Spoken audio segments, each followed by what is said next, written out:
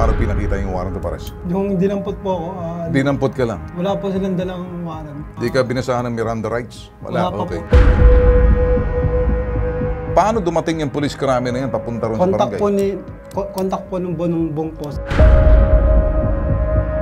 Wala kang karapatan o maresto maliban na lamang kung may nakita kang ginagawa yung krimen. On the spot, warrantless arrest, citizen's arrest po pwede yun. Makinig ka.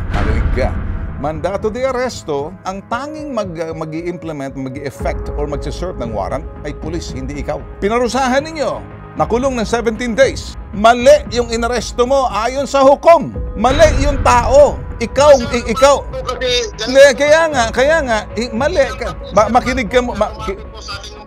Kinig ka muna. Hey! Galit ako sa mga taong panlalabis sa kapangyarihan. Galit ako sa mga taong abusado. Pasikat ka. Pakikintabin ko pa yung ulo mo na yan. Kikintab pa lalo yan. Makinig ka. Hindi ako nagbibiro. Labis ang ginawa mo na yan. Sir Ben, ako po si Erica Gonzaga. Sana po matulungan niyo po ako sa nangyari po sa kapatid ko. Dinampot po ang kapatid ko nung May 31 ng gabi. Hindi po namin alam ang dahilan kung bakit po siya nagkaroon ng kaso sa IMOS. Tapos nakulong po siya ng 17 days doon. Ang nakalagay po sa warrant ay Jason Gonzaga po na walang middle name. Ang kapatid ko po ay Jason Carino Gonzaga. Kasong theft daw po na nagnakaw daw po ng halagang 500 na gasolina.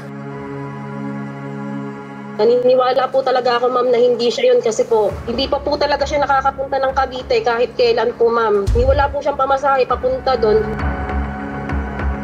Ang mismong picture leader po namin at ang mga barangay tanod po dito sa amin ang humuli sa kapatid namin na imbis po sana na sila ang magtatanggol sa amin na sabihin nila na kami lehitimong taga-Taytay pero sila pa po ang mismong nagpatunay na kapatid ko po yung nasa waran. Ang sabi pa nga po nung isang barangay tanod, sa korte na lang daw po kami magpaliwanag.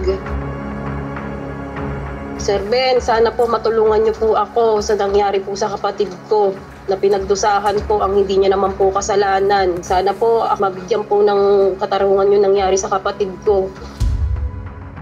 Kayo ba inaresto or dinala, inimbitahan sa presinto at sino nag-serve ng warrant at paano pinakita yung warrant of arrest? Yung dinampot po ako. Dinampot ka lang? Wala po silang dalang warrant. Di ka binasahan ng Miranda rights? Wala pa okay. po. Okay, sige. Walang pulis na kasama? Wala pa po. So, sino ang dala sa inyo? Paano ka napunta sa Campo Crame? Nung nakaposas na po ko, dinala po ako sa may headquarters ng barangay namin. Yung pakialam ng barangay, hindi naman mga law enforcers ng barangay. Sige, okay na sa atin. Doon po namin hinantayin yung... Bukas, so in other words, sa barangay ka dinala? Opo. Sa barangay, nung dinala ka roon, wala namang karapatan mag-arrest ng barangay unless kung warrantless arrest or citizen's arrest. Sino nag-pose sa'yo? Si Bong Poso po. Sino yung barangay kagawad yan? Kapitan? Purok leader. Purok leader. Ano sinabi niya sa'yo nang inaresto ka? Meron daw pong reklamo na laban sa akin. May reklamo laban sa'yo. Opo. Anong pakialam ng reklamo sa laban sa'yo? Hindi ka naman dapat pinupusasan. Pulis yan? Police crime po yan. Police crime. Ikaw ba talaga yung wanted na sinasabi nila rito? Hindi po, sir. So ito police crime ito. Paano dumating yung police crime na yan? Kontak po ng Bong Poso. Okay, si Bong, nandiyan makausap natin yung si Bong Poso. Bong Poso, magandang umaga sa'yo.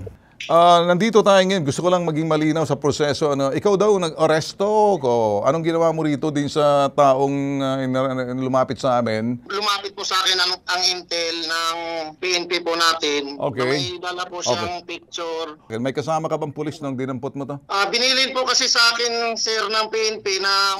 Sino sa PNP? Sino sa PNP nagbilin sa'yo? Pangalan? Opo, sir. Sunny Boy Mendez. Sino si Sunny Boy Mendez? PCMS ng Krami po. PCMS ng Krami. Kaano mo si Sunny Boy Mendez? Hindi po, sir. Yan po yung lumapit sa akin na humingi po ng tulong kasi unang lapit po nila kay Jason, tinakbuhan po sila. Okay. Kasama po yung mga tanod natin. Dahil mabilis ka tumakbo, kaya kinuha ka? Po, sir. Kasi ang alam nila, hindi po nila alam ang exact address po, sir. Okay, ba't ka lumakad mag-isa na wala kang kasamang pulis? Tatlo po kami, sir. Tatlo po kami. Sinong pangatlo?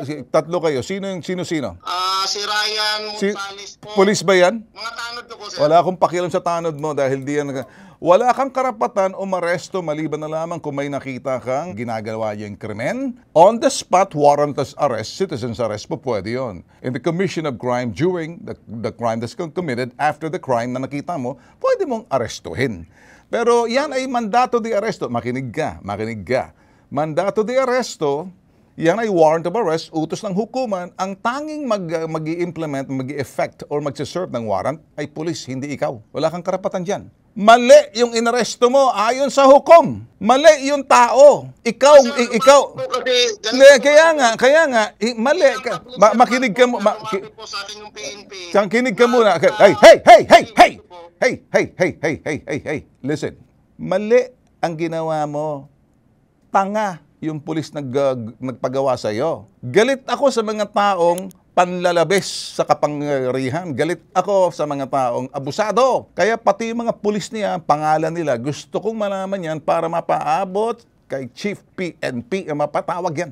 Gusto kong makita, kasama ka. Ngayon, mananagot ka rito. Pasikat ka, pakikintabing ko pa yung ulo mo na yan, kikintab palalo yan, makinig ka. Hindi ako nagbibiro. Adelantado ka eh. Sana ang ginawa mo, clear mo muna kay Kapitan. Gusto mo palang maging intel. Gusto mo palang medyo aso ng mga pulis na mali ang pinagagawa. Babasa nga ng mga pangalan na to. Ito mga pangalan. Si PCMS, Sunny Boy Mendez. Isa pa rin tong kolokoy na to eh. Si PCMC, S. Erwin Winston Diano at Patrolman June Glipo. Kaya sinasabi ko sa'yo, maling ginawa nyo. Pinagdusan nyo yung tao eh. 17 araw na kulong. Nanginginig na si Mrs. Huwag ka manginig. Bigyan mo nga na mainit na tubig na to. Okay lang, pinagtatanggol kita. Manginginig ka. Malamig ka o kinakabahan ka? Kinakabahan po, tas... O sige, ganito muna. Doon ka lang muna, ha? Okay, kunin mo muna si Mrs. Paano muna? Kinakabahan. O, pabababain mo muna. Huwag na munang si kapitid mo. Ikaw na lang. Salamat po. Pakinggan mo muna kung ano sasabihin ni Attorney Batas Mauricio. Attorney Batas Mauricio, magandang umaga sa iyo. Sa atin pong karanasan, ang warrant sa hukuman nakalagay to any officer of the law. Yes, police, PNP. So, ibig sabihin ng officer of the law, police, military, NBI. Kung situ leader, hindi po kasama yan Ginoong Bentulfo. Hindi na po pwede ang citizen's arrest dyan. Kasi nga po, tama po yung pananaw nyo, Ginoong Bentulfo, may kautosan na ng hukuman at yung kautosan ng hukuman nagsasabi to any officer of the law. Hindi niya sinabing to a situ leader or to barangay captain or kung sino man. Naku, patay. Matindi po yung haharapin nilang kaso sa illegal arrest pa lamang. Sa sobrang takot ko po, bubo po ako ng 5 meters para kumable, para po hindi makita ng anak ko na pagposa sa akin. Okay. Tapos po, meron po akong kasama na kababata ko po. Nakita rin po noon na tinutukan ako ng baril dito. Sino tumutok sa'yo ng baril? Si Bong Poso po. Okay, sandali ha. Okay, Bong Poso, may baril ka ba? Wala po, sir. Sandali. Kanila yan. Saan ka ba nakatira? Saan ang barangay mo? Taytay Rizal po, sir. Barangay Batu. Antayin mo lang to matapos ang ulan, ano? Kape tayo, ha? Magkakape tayo. Hindi ubra sa akin yung abusadong kapareho mong patay gutom pagdating sa mga kapangyarihan. Panlalabis yung ginawa mo eh. Labis yung ginawa mo na yan. Batay sa Republic Act 7438. Okay. Alam mong maunawaan, Bong, at kayong lahat ng mga nasa barangay. Sa totoo lang, pagka ito'y mandamiento de arresto, ibig sabihin, warrant of arrest galing na sa hukuman, kailangan po any officer of the law, which means police, which means military, which means NBI. Yun po ang mga binibigyan ng karapatan para manghuli. Napakalaki po ng inyong kasalanang kriminal. Nagtutok pa kayo ng baril ng laban sa kanya. Hindi po ganoon ang itinuturo ng ating batas. Ikalawa, Ginoong Bentulfo, ang mga nang-aaresto, ang mga humuhuli, at kahit na yun lamang mga nag-aanyaya para maimbestigahan sa isang krimen ng isang tao, may tungkulin po sa ilalim ng Sections 1 and 2 ng Republic Act 7438 as amended na bigyang kaagad sila, Ginoong Bentulfo, ng abogado. Yung mga hinuhuli, inaaresto at inaanyayahan pa lamang sa investigasyon. Bakit po? Abi, kailangan po kasi na may magtatanggol kaagad doon sa kanilang hinuhuli. Ano po mangyayari pagka po hindi binigyan ng abogado? Alam po niyo, 12 taong pagkakabilang mo po yung itinatakbo niyan. Pagkatapos, meron pong perpetual absolute disqualification upang hindi na siya maging bahagi ng anumang opisina ng gobyerno, kahit lamang po barangay janitor. Sana matuto ka na ha? At medyo bawas-bawasan mo na yung sabihin kapangyarihan mo. Tanod ka lang. Lumagpas ka pa sa barangay chairman mo. Asset ka ba ng pulis dyan? Hindi po sir, sila lang po lumalapit sa akin. VIP ka pala, no? Very important person ka pa. Abay, lalapit ako sa iyo. Kasi VIP ka. Gusto kong makita ang pagka-VIP mo. Lalapitan kita. Sige. Hindi naman po siguro sir. Sila mismo lumalapit sa iyo eh. Parang Wala po, sir. Kasi parang hindi po mas mataas pang kapangyarihan mo sa pulis. Alam mo, tagapagtanggol kami ng mga tanod dahil kuminsan nakakaaway mga tanod, volunteer. Labis-labis na ba ng kapangyarihan pinanghahawakan mo?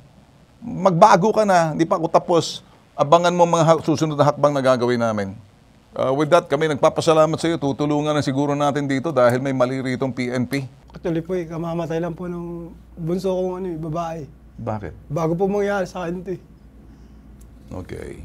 So, ganito lang, usap tayo sa baba. Hindi bang tapos sa nangyari sa'yo? Ha? Hindi ka namin papabayaan. Ayusin natin to, ha? Pagkatapos Salamat ito, po. usap tayo sa baba, ha?